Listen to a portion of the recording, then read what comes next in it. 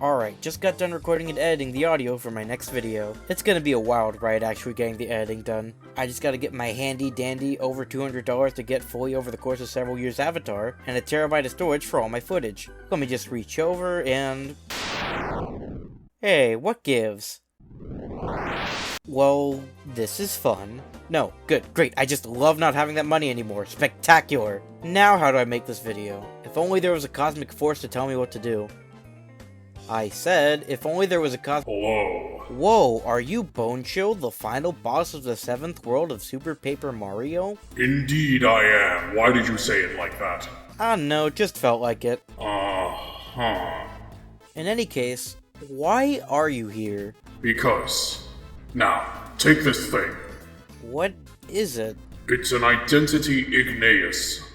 If you want to find your avatar, you must trek through your history to find 3 images of identity.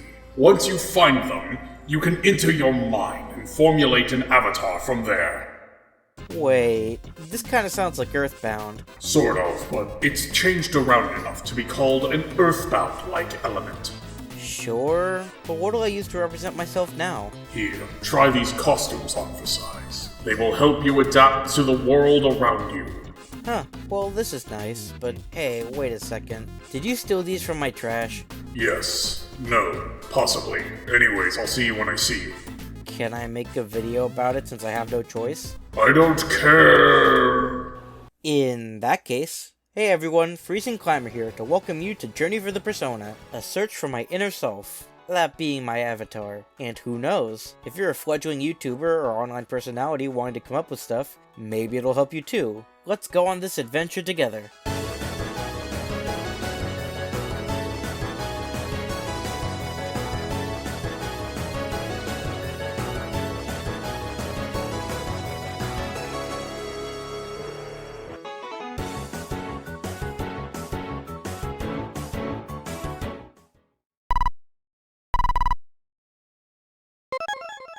Huh, looks like I'm in a place called Interests. Whoa, this is interesting. Pun entirely intended. The oldest and easiest form of representing yourself online is to use content that you like. It can be as easy as getting a picture of a character or something that you like to represent yourself. Heck, if you don't even show your face that much, you really just need that picture for a representation of yourself. There are times where people go beyond that aspect though. Sometimes there are people like the slideshow commentary community, where they get multiple images of characters to represent their emotions at any given point in time. It helps to make more aesthetically interesting videos, especially ones with limited visuals overall. These can also be nice for expressing characters that you like. Okay. Or ones that you have attachments to. There's only one main problem with it though, and that's the association aspect. Either you're not memorable enough, or you become associated with someone else instead. The first one is that, hey, you love Goku, I love Goku, Goku's pretty much a Chad, but how will we distinguish one Goku from another Goku? Or one Sonic from another Sonic? Or one Pikachu from another Pikachu? It can be hard to do that without distinct differences, like Emblem into Admiral Akbar, Schaefer Productions to Tamatoa, Weefy is here to Tetra, or Introspective to Charizard. These are all people who have used the resulting fame from their work to make their use of these characters associated with them, even though they're not necessarily associated with said characters overall. But it also means that nobody can use Charizard, Tetra, Tamatoa, or Admiral Akbar without people comparing you to one of these other YouTubers. So it's best to keep in mind that originality isn't promised with these, and it can lead to that sort of problem. Okay, I guess I'm Rosalina now. As for me, I never really identified with anyone like that in my past. Sorta. I was always too lazy to get a picture of myself or something that represented me, so I always stuck with the blank profile. Never really had a profile pic except for one. It was an MS Paint image of a blooper holding a sword and riding around on Chibitarasu from Okamiden. This is cause I used to be 63 blooper, and I loved watching Chugga Conroy videos. Unfortunately, that one was lost to time. Let me see if I can sketch what it was. Yep, there it is. It was a little embarrassing to have it on all my platforms because it was attached to my Google account, but I'm still kinda nostalgic for the time when I thought MS Paint was all that I could use. It looked like the identity Igneous is glowing. I think this drawing is the first key thing I needed. Huh. Interesting portal. Whoa. Whoa, where am I now? And, who am I? Oh, I'm one of my fan characters. Red. I guess this is a place with all the stuff I've ever created. Well, right on target, creating something for yourself is the next best way to make an avatar for yourself. Usually with these, you can go as creative as you want to be. Something as simple as grade A under A stick figures work fine for commentary stuff if you want to reflect your style, but making it something as complicated as the Doodle Tone cinematic universe, or your average everyday VTuber, can also be something you can do if you want it to be. You don't even need to make it yourself if you know the right people or spend the right money. But do you need to make something entirely original? No! In fact, you can pretty much use fanfic creator character rules for this part, whether it be a self-insert or a fan character. Or already established characters, but we did that already. First off, there are the self-insert characters, a fan favorite for, well, putting yourself into your work. Examples include people like SaberSpark, Cellspecs, and Rebel Taxi, who put their avatars in as reflections of themselves, and use these as ways to talk and express to their audience. The same can be said for your average everyday VTuber. Then there are times where you can put an insert of yourself with a bit of fanfiction you license to it, making an original character based off of existing things. Like how Shadowstreak has a Powerpuff Girls based insert, or how a lot of MLP reviewers will have themselves as a pony avatar. Sometimes it's recommended if you do stuff like Storytime Animate, as your avatar is right there in those cases, and people will be able to recognize your style. Back in the day of something like DeviantArt or heck, even reactionary YouTube, a lot of people will look at fan characters and self-inserts and laugh at it, but if you want to keep on going, or even stay in the same place, you can improve time by time whenever you want to, and stay in the same place if you feel comfy. There's no definitive roadmap to your creative experience, so just be glad that you put something out into the world, even if you do come to regret it. I know I've had my fair share of ideas that I regret not spreading every day.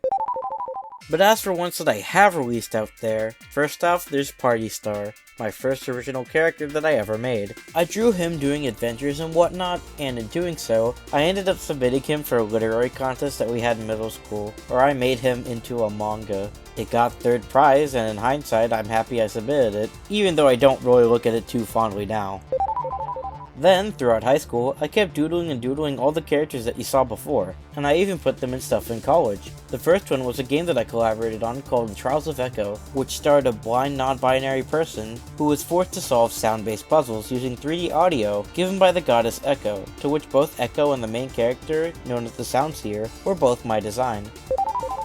Then there was a one-level Unity game that I made called The Spirit of Harvest, starring a character named Will. A pumpkin-headed ghost was a scythe who, instead of wanting to kill people, wants to farm and give food to those who need it. Sometime around then, I started entering art fights with a frog OC named Frog, who was a stuffed frog, and a villain from a superhero world I was making called Finstein Oiler, a man who can create oil out of his sleeves competing against the Fireworker. You saw him before.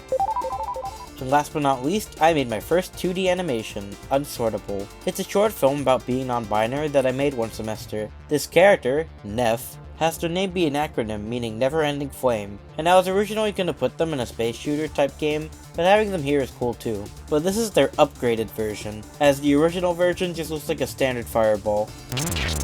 Looks like I found what I was looking for here. Time for one final item. And I guess this is the portal that'll take me there. Yahoo! Oh golly gosh, where am I now? Wait a second, is this the Chaos Theater? I guess we're at the presentation portion. I wonder what I'll turn into now. Oh, I knew I forgot something when talking about fanfic rules. The OC. Well, I don't know if this truly counts as an OC, but if you have trouble deciding on what you want your person to be, you can always just make stuff on that journey, and then use them in your works. You can do it by either creating stuff and deciding to use them in your videos, or by creating stuff alongside others and associating yourself with that. A lot of people come up with stuff for an avatar by how they present themselves. As an example, a webcomic artist who wants to use a character they made to advertise said comic while representing themselves can do so if it ties to their self-presentation, like how Ponder Sprocket does it, or how PM Seymour does it. Sometimes you can just use a bunch of blue borders, or 2 letters, and that could tie into your avatar in terms of self-presentation. Or in my case, there could be a community-wide trend that people do that you just so happen to follow. I was once part of an online forum-placed thing called the Chaos Theater, a website that had a bunch of people talking about media countdowns. It's where creators like Fawful's Minion, Fiery Joker, and Rabid Luigi came from. And can you notice some similarities between them? Like I mentioned before, they use characters and places themselves, but because of that, it's become so ingrained to their content that it becomes who they are. I wanted to be like them, hence I named myself the Prince of the Sea, but eventually I realized that it wasn't for me, and sure enough, I made an identity for myself using one of the first games I ever played, Ice Climbers. Thus I became the Freezing Popo, named after Popo, of Ice Climbers, not the police. And to be sure, I did follow them, all the way to the grave. Where was I going with this? Oh yeah, identities can be malleable like that over time, depending on what you want and when you want it. There's nothing truly wrong with following a trend if it's something that you want to do, but it's best to think on it before blindly hopping into it. And even if you do, not everyone finds out their perfect avatar right out of the bat, so don't stress out if it takes you a bit of time. There's no shame in trying to find out who you are when going through life, as long as you can look back and reflect on what you've done. Hey, what are you doing here without tickets? Oh, this is my mine, so, I get free admission? Sure. And I'm a sucker who loves giving money away. Good to know. Anyways, you gotta buy tickets, bub. Okay, let me just get my wallet, and I don't have any money. Oh, well that's just great. I gotta kick you out now. Can I borrow some money? Sure thing. Alrighty, I would like tickets, please. Sure. For a little more, I can make them stage passes. Can I borrow a bit more money? Oh, sure thing. Thanks for the passes. Have a good day. You too, bub. Hey, these stage passes are glowing. I guess this is it, the last piece. Now what do I do? Oh man, I don't even feel alive. Where am I? I'm at the bottom of Mount New Raj, apparently. Why do I have to climb this mountain? Oh, ha ha ha ha, I got it, Freezing Climber. I guess I'll end this off as we continue upwards. The internet is full of anonymity, and carving out who you are on this journey could be a wild one. Sometimes people just know who they are, or know that who they want to be isn't such a big deal in the end. Sometimes it could even be radically different from what you started as, to the point where it may seem alienating to many. But whatever makes you comfortable is something you should treasure, and a story. I'll admit it, it may be confusing to those who don't know why. But remember that behind all your content, you're a person who goes through so much more than you could ever tell people on so many levels. Sometimes life becomes hard. You can't express the words for it, but it's hard. And sometimes you just need the anonymity of the internet to express yourself. What you like, what you do, what you make, and finally... Who are you? That was weird. Oh, hey everyone, Freezing Climber here, and I came all the way here to get my avatar back. Oh, no changes? Nah, I spent a lot of money on this one. I don't need a change, so let me just... Looks like maybe you do need some changes. What do you mean? I'm okay with what it looks like now. It definitely looks like the money that I spent on it, and the quality is nice. Is it truly something you want, though? Or are you just keeping it for the sake that you spent a lot of money on it? It's okay. I'll just do a few tweaks on it, like remove the beard or whatever, and then it should be good to go. Now let me just... I think you need a few more changes than just the beard. What's truly wrong with it? This is your brain, remember? You can't hide stuff from here. Okay, fine. At first it was just because it wasn't me. When I look at this, I used to see myself, but now, so much has happened and I just can't see it anymore. But why was that fine? Because it was still good art, it looked nice and expressed my emotions very well, so I didn't really mind it for my videos. But if it wasn't you, then don't stick by it.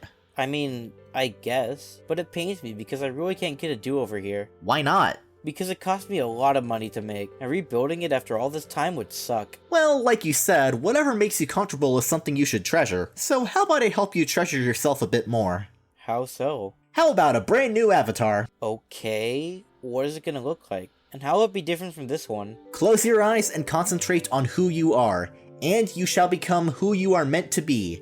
It will become a true representation of who you are. Will it be permanent? Only time will tell. Now, just relax. Wait, one last question. Who are you? Me?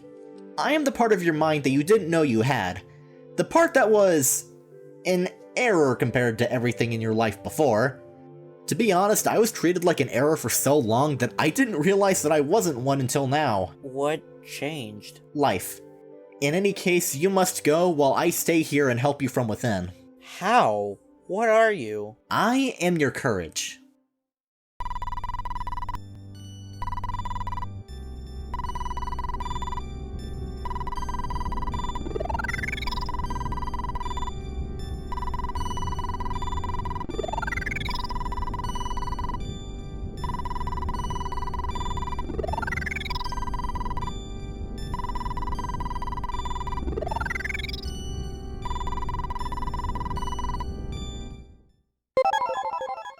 Oh, my head. Am I back home? It sure looks like it. Well, I don't have any mirrors in here, so where would be the next best place to get reflection? Hi there, I'm here for some self-reflection. Ma'am, this is a therapist's office, not a mirror store. Ma'am? Wait a second. Oh my goodness. I'm so pretty. My self-doubt is gone, and I'm ready to take on the world. Isn't that great? You're healed. Why can't you do that one, kiddo? You gave me a fear of lemons. Well, this seems to be where I am right now. Who knows if this is the end? Not me, obviously. Well, it seems to be the amalgamation of everything that I am, at least according to my mind. I know that my mind isn't going to be the same at 2 points in time. I may definitely change sometime in the future, and so will you, and that's okay. Sure, you might feel regret at some points in your journey, and even feeling disgusted at yourself from another point in time, but when push comes to shove, it'll always be you.